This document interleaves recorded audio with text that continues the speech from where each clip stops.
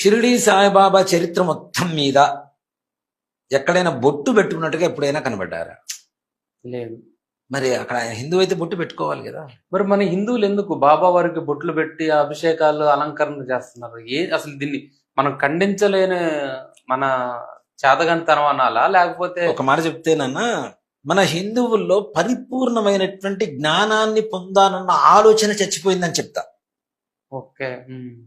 జ్ఞానం లేక కాదు, జ్ఞానం ఉంది, దాన్ని పొందాలి అన్న ఆలోచన ప్రయత్నం కూడా మన వాడు చేయటంలా. ఓకే. ఇప్పుడు సింపుల్ గా ఒక చోట ఒక రాయి పెట్టి, ఒక కుంకుమ బొట్టు పెట్టి, ఒక రెండు అగరబత్తిలు వెలిగించి కొబ్బరికాయ కొట్టండి, పక్కవాడు వచ్చి దండం పెడతాడా లేదా? పెడతాడు.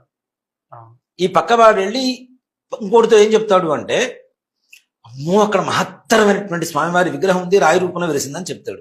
ఇంకో 10 మంది వస్తారు, ఆ 10 మంది ఇంకో 100 మంది అవుతారు, ఆ 100 మంది ఇంకో 100 మంది అవుతారు. అవునా? ఇప్పుడు చాలా మంది రాధా మనోహర్ దాస్ గారు ఇట్లాంటి వాళ్ళందరూ అంటుంటారు గొర్రెలు గొర్రెలు అని చెప్పి వాళ్ళు అంటుంటారు. కానీ అసలు నిజంగా చెప్పాలంటే అసలైన గొర్రెలు మనమే, మన హిందువులమే.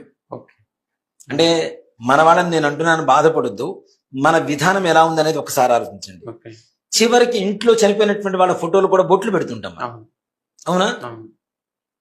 తండ్రి చనిపోయాడు, బొట్టు పెట్టి పూలమాల వేశాడు. తల్లి చనిపోయింది, తండ్రి చనిపోయిన తర్వాత తల్లి చనిపోయింది, ఆ పటాన్ని కుంకుమ బొట్టు ఎట్లా పెడతాను?